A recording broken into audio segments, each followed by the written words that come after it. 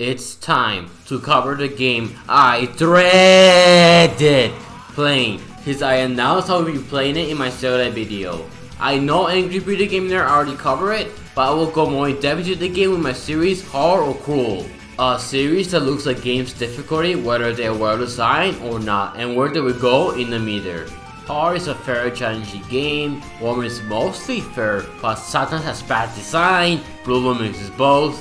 Chill is mostly mean, but sometimes has shiny moments, and Cruel, where the game hates you! Ghosts and Goblins have been known as Dark Souls before Dark Souls. Some say this game's difficulty put those games to shame. I wouldn't know much about the Souls game's difficulty since I never played them.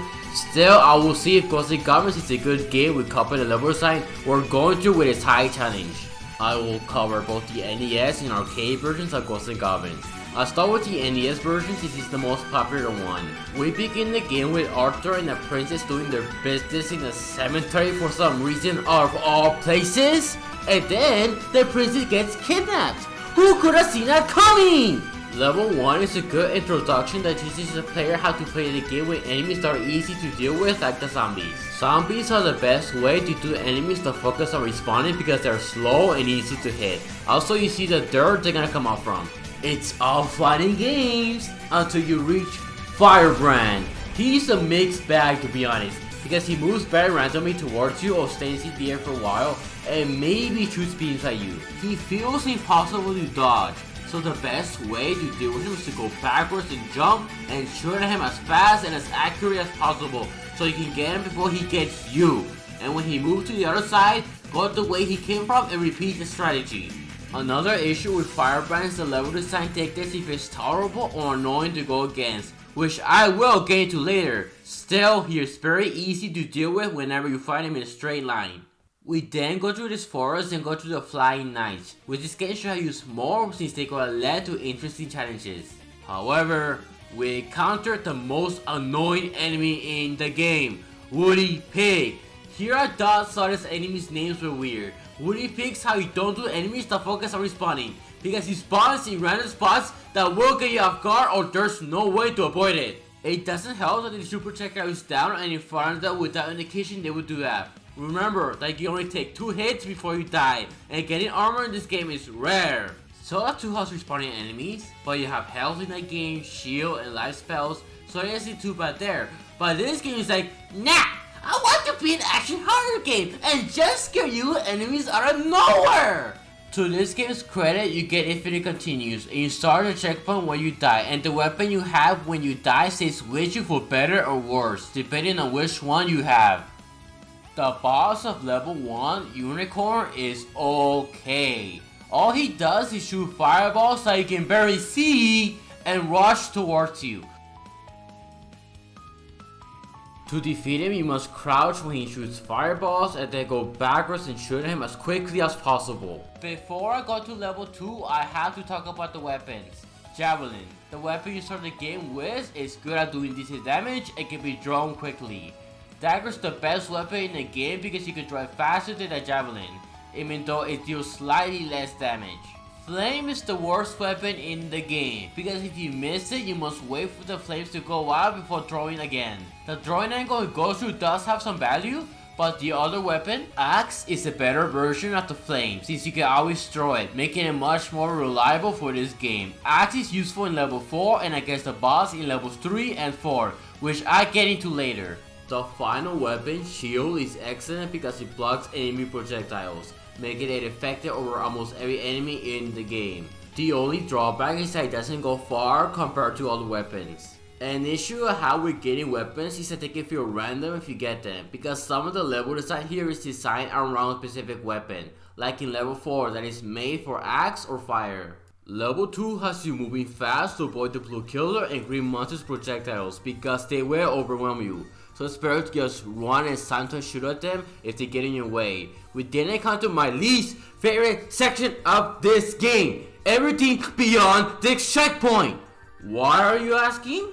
1. A Bataille devil can appear out of nowhere, just like a Woody Pig, and mess you up. 2. The goblins should be easy and simple to defeat with enough patience, but they move very randomly, and it's hard to get up there to run or kill them. What makes these worse is that there's a timer that some people say there's a way to increase it. However, it's rare for me to find a Hasichi to raise time. So have fun wasting a lot of time. Yes, to get to a goblin, yes, to die to the freaking timer. I like that you must also be careful with goblins on a higher floor than you that shoot their beams down at you when you are in the range. However, this pales in comparison to 3. That crowd moves very fast and always gets in your way when you try to kill the goblins. It doesn't help that he moves up and down, making it hard to hit him. 4. The game loves to put fire in this area. You have to either take it or die, and fire is terrible for this level, especially against the 2 bosses. Surely everyone would rather die than use fire in this level.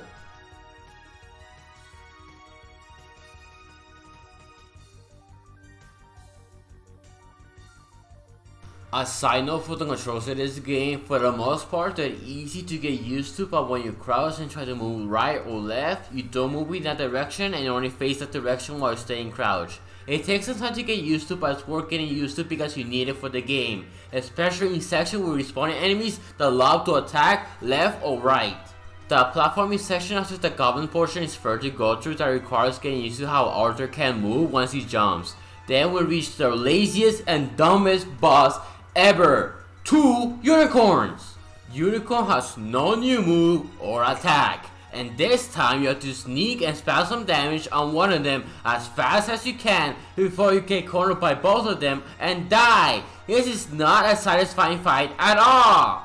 Overall, level 2 is an okay level with some positives, but it has a lot of annoying parts. Level 3 has you dealing with bats, zombies, and tower monsters in the first half, which is pretty straightforward. The level becomes more challenging once you enter the second half with many firebrands. Some of them, like these shown here, are easy to deal with. Then there's this one that shows up out of nowhere and you have to either use the ladder to go down or try to go up, which are not the best places to avoid the firebrand. You can take 3 pathways, but I recommend you take this route because you avoid facing the firebrands in unfavorable positions for you to deal with. The jump scares are an issue with this level because you do not see them at all, and it's fun only being able to take a hit or 2. After going through this pass, I recommend you go down, make sure you jump because you're gonna get spooked by a firebrand.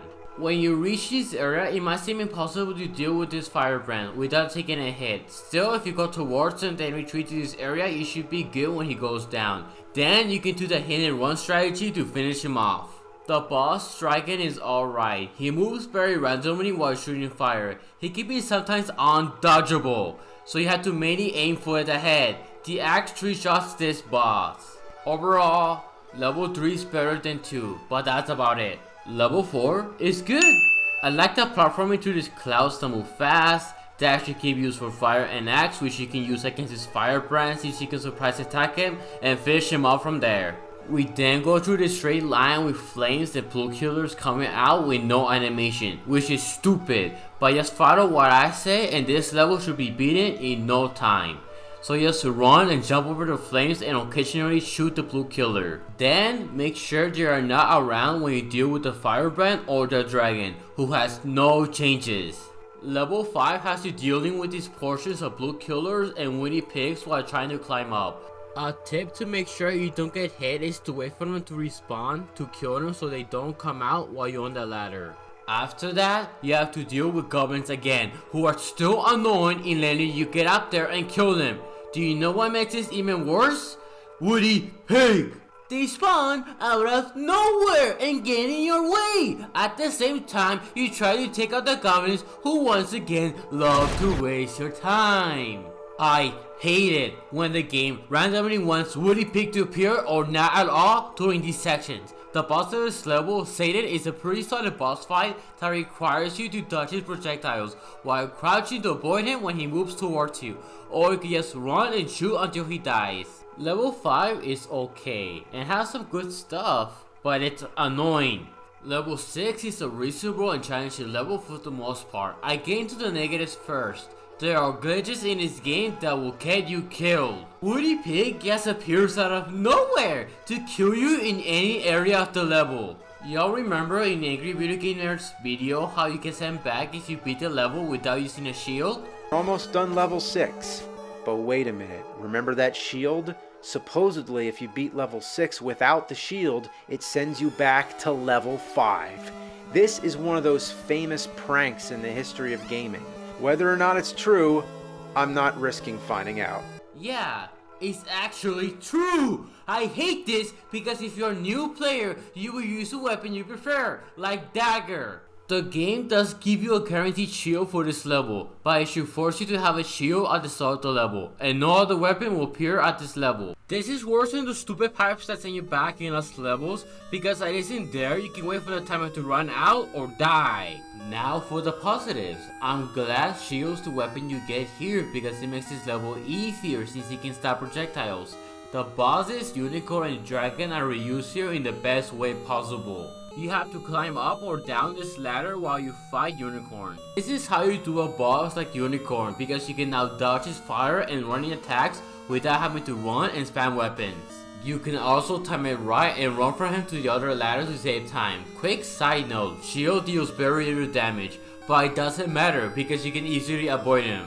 Dragon still feels random to go against, but he's easy to kill with his shield. I gotta give credit to the next part. You have to be careful not to awaken some firebrands while killing goblins and skeletons.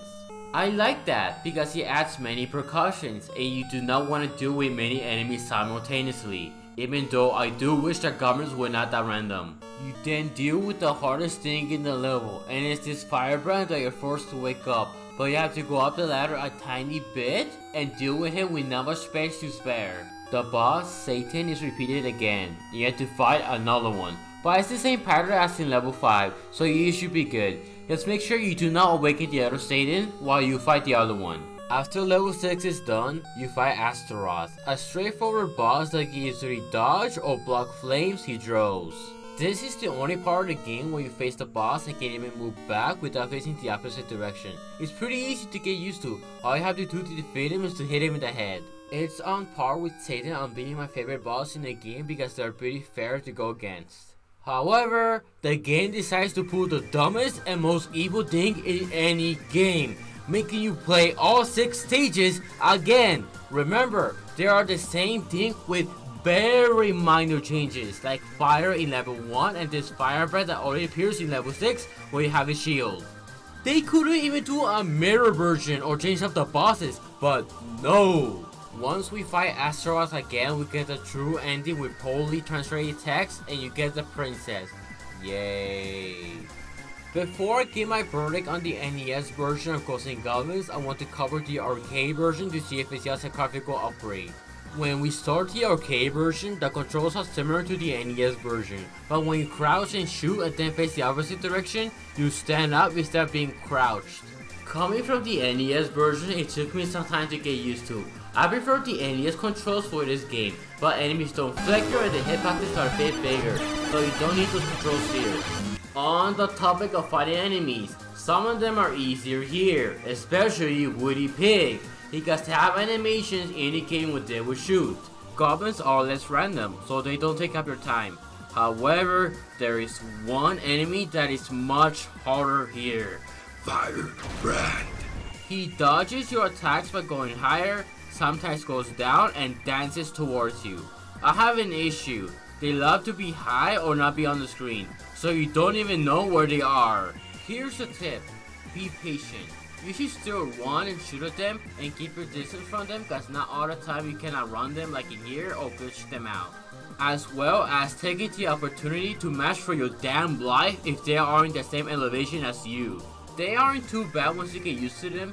What also helps against them are shields because they block their beams. All weapons are the same here, except they are more common in levels, especially shields, which appear on me in level 3. When you get a game over, you start in the last checkpoint you were in, along with the weapon you were currently using. The levels in this game can be the same as the NES version or a bit different. Levels 1, 2, and 4 are the exact same. Level 3 has its firebrand appear in both of these pathways, but other than that, it's the same. Level 5 you have Blue Killer and Woody Pig constantly bothering you in these areas, unlike the NES version where they may appear. You also have to deal with this firebrand this time around. Level 6 has 2 unicorns instead of 1, which is very stupid.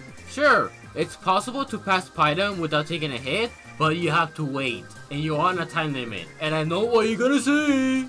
Why don't you move them to the side and go from there? That's the thing I did, but they move very fast. So you sometimes have to take a hit and move on. Luckily, this level has an armor pickup, even though it sometimes doesn't spawn. You also don't have to worry about waking up firebrands because they only appear in 2 set locations. I do like the one who flies up and shoots at you because it's the only time my firebrand does that, and it's pretty easy to kill if you recognize his pattern. Now for the bosses. Unicorns and dragons are the exact same. However, Satan is one nasty son of a gun. He loves to be high or very low where you can't shoot him, and unlike the NES version, crouching won't protect you when he rushes at you. For this reason, shield is not good against it because its range is short. I recommend only for level 5 to use javelin or dagger because you can easily zone him with these weapons. Unfortunately, for level 6, you have to get Satan to go down with you because if you go too much to the right, you wake up the other Satan, and if he wakes up, it's game over. Pray he doesn't rush you in the middle because it's unavoidable, or he does the curve attack that messes you up. So try to make him target the area you jump or crouch because it's doable to dodge it when he rushes towards you. What makes this even worse is that you must beat him with a shield. If you don't, you get this. Imagine struggling in the game and barely beating them with 1 life left, but you get this and have to do levels 5 and 6 all over again. Doesn't help that shield sometimes does not show up in the level at all.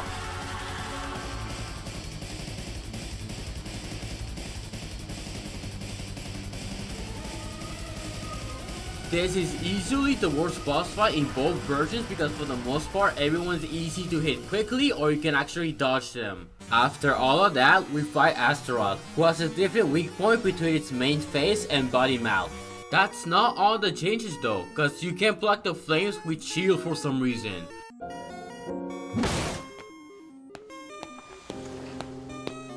So I recommend you strike at him when he moves towards you because it's safer, and when the top mount is moving, keep your distance because that's when he shoots. It's much harder for you to dodge the attacks, so be careful. Once that's finished, you all do the levels again with no differences!